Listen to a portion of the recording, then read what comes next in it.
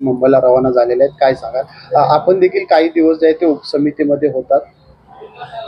मला असं वाटतं की लोकशाही आहे, प्रत्येकाला आपल्या आपल्या परीनं मागण्याचा हक्क आहे.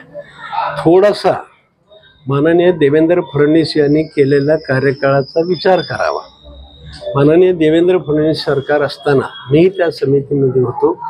सरकारने त्यावेळेस आरक्षण दिलेलं होतं, परंतु ते जनहित याचिकेमध्ये सुप्रीम कोर्टामध्ये गेलं आणि दुर्भाग्यानं सरकारची बाजू प्रभावीपणे त्यावेळेस मांडायला अपेक्षित होतं आणि दुर्भाग्यानं ते मानली गेली नाही.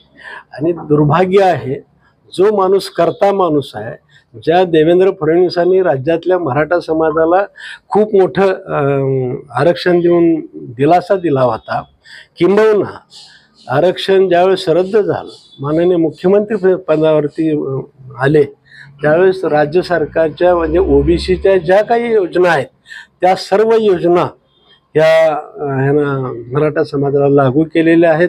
त्याचाही आज अण्णासाहेब पाटील महामंडळ आज खूप मोठ्या जवळपास 1,30,000 या राज्यातल्या तरुण मुलांना रोजगाराची संधी उपलब्ध करून दिलेला आहे.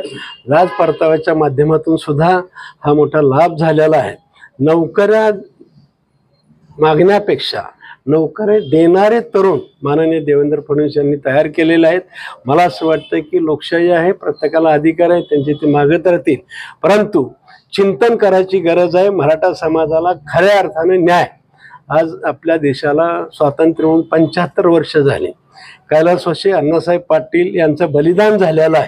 त्यावेळेस सुद्धा त्यांचं म्हणजे बलिदान कशामुळे झालं? केवळ आरक्षणामुळे झालं.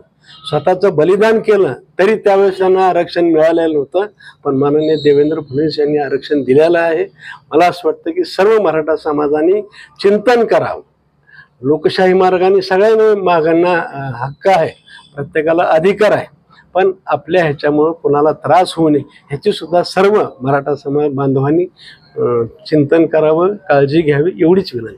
बापू, एकंदरीत पाहिलं गेलं तर सणासुदीचा काळ आहे आणि त्यातच जे आहे ते जरांगे मुंबईत दाखल होत आहेत. मात्र कुठंतरी हे